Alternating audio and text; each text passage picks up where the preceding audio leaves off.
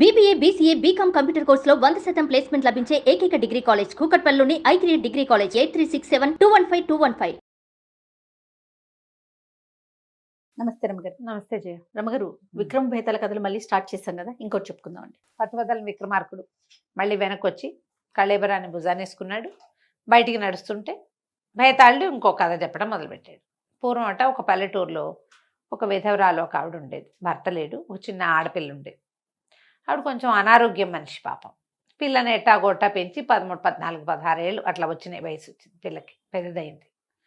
తల్లి చాలా జబ్బు తెప్పింది. పిల్ల మంచి బుద్ధిమంతురాలు, పనిమంతురాలు కూడా. అయితే వాళ్ళ అమ్మ ఏమందంటే కూతురు, అమ్మ నువ్వు ఇంకెంతకాలం కష్టపడతావు, నేను పెద్దదాన్ని అయ్యాను, బలము ఆరోగ్యము రెండూ ఉన్నాయి, ఎక్కడైనా ఒక పరుగుల ఇంట్లో చూసి పనికి పెట్టున్నాను, నేను వాళ్ళ ఇంట్లో పనిచేసి నిన్ను పోషిస్తా, వివాహం అవి అంటావా తర్వాత కాలంలో చూసుకుందాం, ఇట్లా ఈ ఊళ్ళో మనకేం పోషణ లేక చిన్న ఊళ్ళల్లో కష్టమమ్మా, ఎక్కడికైనా వెళ్దాము, నేను నిన్ను చూసుకుంటానని పిల్ల గట్టిగా ధైర్యం చెప్పింది. సరే వీళ్ళు ఏదైనా కొంచెం పెద్ద ఊరు వెళ్దామని ప్రయాణమై అక్కడక్కడ ఆగుతూ వేరే ఊరికి బయలుదేరారు. ఈ వేరే ఊరు వెళ్ళే క్రమంలో ఒక పెద్ద పట్టణంలో ఒక పెద్దవాళ్ళ ఇంటి వాకిట్లో ఆగారు ఒకరోజు సాయంత్రం. అయితే అరుగు మీద కూర్చుంటే ఆ ఇంటి ఆవిడ చూసింది. ఎవరు ఏమిటి అంటే, మా అమ్మ మేము వేరే ఊరు ప్రయాణం అయ్యామండి, ఈ రాత్రికి పంచలో పడుకొని ఇవ్వండి అని అడిగితే సరేనని ఆవిడ ఏం చేసింది, లోపలికి వెళ్ళి ఏదో కాస్త అన్నము అవి కూరలు అవి ఉంటే వీళ్ళకి కాస్త మజ్జిగ అన్నం పెట్టి అన్నం పెట్టింది. అన్నం తిని తల్లి పిల్ల పడుకున్నారు. పడుకుంటే ఇల్లు చూస్తే పొద్దున్నే లేచి చూస్తే పెద్ద ఇల్లు, బోలెడన్ని గదులు, వెనకాల గొడ్డు గోదా ఉన్నాయి, వాకిలి అది చాలా బాగుంది. పిల్ల ఏమందంటే, అమ్మ వీళ్ళు మంచి వాళ్ళల్లే ఉన్నారు, వీళ్ళనే అడుగుదామని ఆవిడతో మాట్లాడింది. మా అమ్మకి నాకు ఉండడానికి స్థలం చూపించండి, మీ ఇంట్లో ఏదైనా పని ఇవ్వండి, చాలా బుద్ధిగా పనిచేస్తాను నేను అడిగింది. ఆవిడ ఏమందంటే, అమ్మ పనికేం లోటు, బోల్డ్ పని, వంట ఆవిడ ఎట్లాగూ ఉంది, పై పనికి మనిషి ఎట్లాగూ కావాలి, ఎంత చేసినా ఈ ఇంట్లో పని తరగదు, ఉండండి అని ఒక కొట్టు గది ఒకటి చూపించింది. మీ అమ్మ నువ్వు ఈ గదిలో ఉండొచ్చు, గాలి వెలుతురు వస్తాయి, మీ అమ్మ జబ్బు మనిషి కాబట్టి ఏదైనా మంది పీల్చుకుని ఇక్కడే చేసుకుంది. కానీ అంటే అమ్మాయి ఏమంది, నాకేం ఇదిగా జీతం కూడా ఇవ్వద్దు, 2 పూట్ల శుభ్రంగా అన్నం పెట్టండి చాలు అంటే, సరే ఓ 10 రూపాయలు జీతం ఇవ్వడానికి కూడా ఆవిడ ఒప్పుకుంది. ఇక ఆ కొట్టు గది శుభ్రం చేసుకుని తల్లి పిల్ల వాళ్ళు తెచ్చుకున్న బట్టల మూటను అక్కడే పెట్టుకుని ఉన్నారు. ఓ మంచము అవి ఇచ్చారు. తల్లి మంచమే పడుకునేది, పిల్ల కింద పడుకునేది. ఎంత చక్కగానో పనిచేసేది. బాగా ఇంట్లో మంచిగా అలవాటైతే ఒకనాడు ఏమైందట, ఈ పిల్ల సాయంకాలం మంచినీళ్ళు అవి బావికెళ్ళి పట్టుకొచ్చేసుకున్నాక రాత్రికి ఏదో బల్లి పడింది నీళ్ళల్లో. పడేసరికి పిల్ల ఏం చేసింది, ఆ మంచినీళ్ళు బారబోసి మళ్ళా వెళ్ళి ఇంకో చేద వేసి తీసుకొద్దామని బాగా రాత్రి మాటన నూరు దగ్గరికి వెళ్ళింది. లాంతర్ పుచ్చుకుని వెళ్తే అక్కడ ఒక కుర్రాడు కనపడ్డాడు. అమ్మాయికి మంచి బలశాలి, బలంగా ఎత్తుగా ఉన్నాడు, మొహం అది బాగుంది. ఈ అమ్మాయిని అడిగాడు, ఎవరమ్మాయి చీకట్లో వస్తున్నావు, నిన్నెప్పుడు ఈ ఇంట్లో చూడలేదే అంటే, నేను పని మనిషిని, కొత్తగా చేరాను, 6 నెలలు అయింది మేము వచ్చి, మా అమ్మ నేను ఇక్కడే ఉంటున్నాం అన్నది. అన్నాక సరే నాకు కూడా మంచినీళ్ళు ఇవ్వన్నాడు. కాసిన మంచినీళ్ళు తాగాక ఏం చెప్పాడంటే, నాకు సహాయం చేస్తావా అన్నాడు. చేయగలిగే సహాయం ఏదైనా చేస్తాను బాబు, ఏం కావాలి చెప్పండి. నేను ఈ ఇంటి వాళ్ళ అబ్బాయినే, చనిపోయాను నేను చాలా కాలం క్రితం, ఒక పిశాచాలకి చిక్కుకున్నాను నేను, వాళ్ళు నన్ను చాకరీకి వాడుకుంటున్నారు, ఆ మూల తలుపేసి తాళం పెట్టుంటుంది కదా, ఆ గది నాదే, నువ్వు నాకు సహాయం చేయమని అడిగాడు. అడిగితే అమ్మాయి ఒప్పుకొని ఏం చేసింది, అమ్మ రేపొద్దున ఆవిడ దగ్గరికి వెళ్ళి మర్నాడు మరి ఆ గది ఎట్టాగో ఖాళీగా పడింది కదా, ఆ గది ఇవ్వండి నాకు అంది. అనేసరికి ఆవిడ కోపం వచ్చింది. ఆ గది మా అబ్బాయిది, వాడు ఎప్పుడూ చచ్చిపోయాడు, అది నేను ఎవరికి ఇవ్వనంది. అయితే నేను వెళ్ళిపోతానంది కుసుమవతి. ఆ పిల్ల పేరు కుసుమవతి. నేను వెళ్ళిపోతానంది. ఆవిడకి ఆ పిల్లని వదలటం ఇష్టం లేదు. చక్కగా పనిచేస్తుంది, చేదోడు బాదోడుగా ఉండే మనిషిని పోగొట్టుకోవటం ఇష్టం ఉండదు. వాళ్ళమ్మ అసలు మాట కూడా మాట్లాడదు, వేళకి తిని పడుకుంటుంది, ఆవిడ దొడ్లో కూర్చుంటుంది. ఏదైనా ఆకుకూరలు అవి బాగు చేసి చిన్న పని తల్లి కూడా చేస్తుంది, పెద్ద పనులు చేయకపోయినా.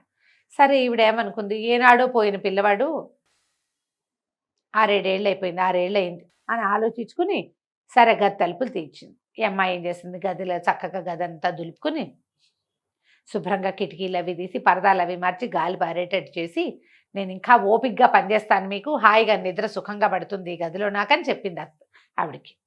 వాళ్ళమ్మ కొట్టు గదిలోనే పడుకునేది, పిల్ల వచ్చి ఈ గదిలో పడుకునేది. ఆ అబ్బాయి ఏం చెప్పాడంటే, వాడు పిశాచాలకి చిక్కుకున్నాడు, వాడు జీవించుండగానే. దాంతో ఆ పిశాచాలు ఏం చేసినాయి, వీడిని చచ్చిపోయినట్టుగా చేసేసి వీడి ఆత్మను పట్టుకుపోయింది, వాడితో విపరీతంగా చాకరీ చేయించుకుంటాయి. రోజుకొక్క గంట సేపు అతను వచ్చి ఎక్కడికైనా వెళ్ళొచ్చు, ఫ్రీ టైం ఉంటుంది. ఒక గంటే రోజు రాత్రిపూట ఒక గంట వదులుతాయి. మిగిలిన 23 గంటలు వాడు నిద్రాహారాలు లేకుండా అక్కడ పనిచేయాలి. వాళ్ళ ఇంట్లో వాళ్ళు ఎవరికైనా ఈ విషయం తెలిస్తే 7 ఏళ్ళు వాడి శిక్ష. 7 ఏళ్ళు ముగిశాక వాడు వెనక్కి వచ్చేయచ్చు. ఇంట్లో వాళ్ళు కనుక కనిపెట్టారా మళ్ళీ 7 ఏళ్ళు ఎక్కువైపోతుంది. ఇప్పటికి 6 సంవత్సరాలు అయింది. రోజు రాత్రిపూట వచ్చి ఈ కుసుమావతి దగ్గర కబుర్లు చెప్పేవాడు. ఇక క్రమంగా ఏం చేశాడు, ఈ అమ్మాయితోటే ఉండటం మొదలుపెట్టాడు. కొన్నాళ్ళకి కుసుమావతి గర్భవతి అయింది. ప్రతిరోజు రాత్రి అబ్బాయి వచ్చేసేవాడు. ఈవిడ గర్భవతి అయ్యేసరికల్లా ఈవిడికి ఏం చెప్పాలో తెలియలా ఇంటావిడికి. కానీ ఆవిడ అడగల, ఎవరని ఏమిటని అడగకుండా ఊరుకుంది. కానీ ఈ అమ్మాయి మీద నిఘా వేయాలని చూసేది. రాత్రిపూట ఈ అమ్మాయి ఎవరితోటో మాట్లాడుతున్నట్టు ఆవిడికి తెలిసేది. ఒకనాడు కొంతకాలం ఇక్కడ చేసరికల్లా కుసుమావతి కాస్త కన్నది.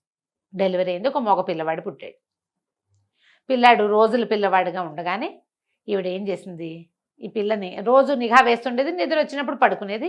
ఒకనాటి మధ్యాహ్నం ఎందుకో నిద్రపోయి రాత్రిపూట కొంచెం మెలకుగా ఉండి ఈ గదిలో ఎవరు మాట్లాడుతున్నారో చూద్దామని వెళ్ళి గది దానికి ఉన్న కంతలోంచి చూస్తూ ఉండటం మొదలుపెట్టింది. కాసేపటికి తెలిసింది కుసుమావతి ఒళ్ళో పిల్లాడు పాలు తాగుతున్నాడు.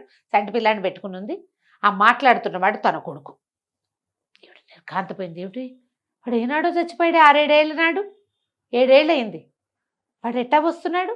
ఈ రహస్యం ఏదో భేదించాలనుకుంది ఆవిడ. మర్నాడు ఏం చేసింది, పని మనిషికి ఏదో విషయం చెప్పి తప్పుకుంది. పొద్దున్నే తలుపులు తీసి కుసుమావతి పిల్లాడిని వాళ్ళ అమ్మ దగ్గర పెట్టి పనిలోకి దిగుతూ ఉంటే ఆ పని మనిషి ఏం చేస్తే ఒక పెద్ద కావిడి పెట్టని పట్టించుకొచ్చి, అమ్మగారు నీ గదిలో ఇది పెట్టమన్నారు అని చెప్పి 3 పని వాళ్ళతోటి కావిడి పెట్టని లోపల పెట్టించి ఆ పెట్టిలో ఆవిడ పడుకుంది.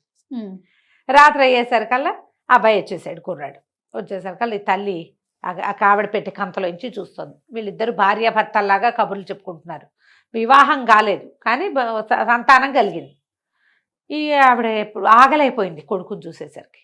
ఆ తలుపు పైకి తోసుకుని, నాయన నువ్వే నుట్రా నా తండ్రి, నేను చచ్చిపోను అని గబగబా లేచి బయటకు వచ్చేసింది.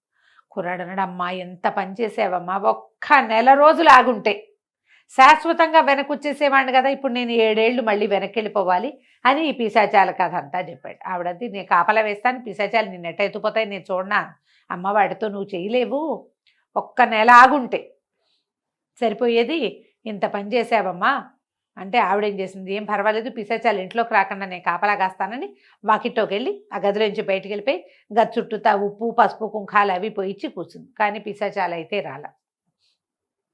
ఈ కుసుమావతి మొగుడితోటి చాలాసేపు మాట్లాడితే అతను ఏమన్నాడు, అవి నన్ను తీసుకెళ్ళిపోతాయి అంటే ఏమైంది, పోనీ పనే కదా వాటికి చాకిరి, ఇక్కడ చెయ్యట్లా, ఇంతకాలం నుంచి 2 ఏళ్ళుగా గర్భవతిగా అయ్యుండి కూడా మీ అమ్మకి బోళ్ళు పనిచేసి పెట్టే కదా, ఆ చాకిరి ఏదో నేను చేస్తా, నువ్వు పిల్లాడిని చూసుకో, ఇక్కడ ఉండు, మా అమ్మని బాగా చూసుకోండి చాలు, నేను వెళ్తానంది అనేసరికల్లా అది ఇలా భర్తని సుఖపెట్టాలన్న దీంతో సరేనని ఒప్పుకున్నాడు. ఆ పిశాచాలు వచ్చేసినాయి రాత్రి కప్పులోంచి దిగి వస్తే వీడు మారకానికి ఒప్పించాడు, నా బదులు ఈ అమ్మాయి వస్తుంది అని. పిశాచాలు అబ్బాయిని వదిలేసి కుర్రాడిని కుసుమవతిని తీసుకెళ్ళిపోయి, మామూలు చాకరీ కాదు, దాన్ని పీల్చి పిప్పి చేసేసినాయి అవి. మగవాడు బలశాలి చేయగలిగే పని వేరు, ఆడది బలహీనురాలు చేయగలిగే పని వేరు. బాగా కాల్చుకు తినేసినాయి. 7 అంతకుముందు అబ్బాయికి ఒక వెసులుబాటు ఉండేది, రోజుకు 1 గంట ఇక్కడికి రావడానికి. ఈ అమ్మాయికి ఆ వెసులుబాటు అవి ఇవ్వాల. 7 ఏళ్ళు అక్కడ ఉండటమే, అక్కడే ఉంది. 7 ఏళ్ల తర్వాత కుసుమవతి తిరిగి వచ్చేసరికల్లా ఇంట్లోకి ప్రవేశిస్తుంటే ఇల్లంతా సందడిగా ఉంది. మామిడి తోరణాలు, ఓ పక్కన బాజా భజంత్రీలు, మేళాలు తాళాలు బోల్డన్ ఉన్నాయి. ఓ ఇంత పిల్లాడు తిరుగుతున్నాడు ఇంట్లో, ఏమిటి అని కనుక్కుంటే ఇంటి వారి అబ్బాయికి పెళ్ళి. అమ్మాయి నిర్ఘాంతపోయింది, ఏం చేయాలో తెలియలే. అయితే ఇక్కడ ఒక ఆవిడ ఉండాలి, అది ఉండాలి అని కనుక్కుంది. ఆవిడ పోయి 2 ఏళ్ళు అయింది. అంటే కుసుమావతి వాళ్ళ అమ్మ చనిపోయి 5 ఏళ్ళు చూసుకున్నారు వాళ్ళు, ఆవిడ పోయింది. తర్వాత ఈ 7 ఏళ్ళు ఫినిష్ అయ్యి కుసుమావతి వచ్చే కాలానికి అతను పెళ్లి చేసేసుకుంటున్నాడు. పని మనిషిని ఉంచుకోవాల్సిన పని ఏముంది వాళ్ళకి, పిల్లాడు లక్షణంగా ఉన్నాడు, నాయనమే పెంచేసింది, 7 ఏళ్ళు వచ్చాయి వాడికి ఇంకా తల్లి అవసరం లేదు. ఆ తల్లి ఎవరో కూడా తెలియదు వాడికి. 4 రోజుల లోపలే వెళ్ళిపోయింది తల్లి. అదే అందరికీ ఊరందరికీ బట్టలు పంచి పెడుతున్నారు. అతనేమో వచ్చిన వాళ్ళందరికీ తాంబూలాలు ఇస్తున్నాడు, వాళ్ళ అమ్మేమో చీరలు పెడుతుంది. ఆవిడ చీర జాకెట్టు ఈ అమ్మాయి చేతిలో పెట్టబోయింది, కానీ అమ్మాయి పుచ్చుకోలే, వదిలేండి అని చెప్పి బయటకు వెళ్ళిపోయింది. వాళ్ళు కుసుమావతిని గుర్తు కూడా పట్ల. 7 సంవత్సరాలు అయింది, ఏం గుర్తుపడతారు, ఆసక్తి లేదు వాళ్ళకి. ముందు తమ పాయాలో సాగిన సంబంధం ఏదో కుదుర్చుకున్నారు, వెనక్కి తిరిగి వెళ్ళిపోయింది. ఈ కథ చెప్పాడు బేతాళుడు. అమ్మాయి ఏం చేస్తుండొచ్చు, నీ బదులు నేను అక్కడ అనుభవించాను, నేను వచ్చేసరికి నువ్వు పెళ్లి చేసుకుని నాకెందుకు స్థానం లేకుండా చేసావని అడగాలి, నా పిల్లాడిని నాకు ఉంచకుండా మీరే ఎట్లా సొంతం చేసుకుంటున్నారని కనుక్కోవాలి. ఈ రెండూ చేయకుండా కుసుమవతి ఎందుకు వెళ్ళిపోయింది, ఎందుకు మాట్లాడకుండా ఉండిపోయింది అంటే అప్పుడు రాజుగారు చెప్పాడు, కుసుమవతి ఎవరి బాధ్యత అయినా తీసుకునే రకం.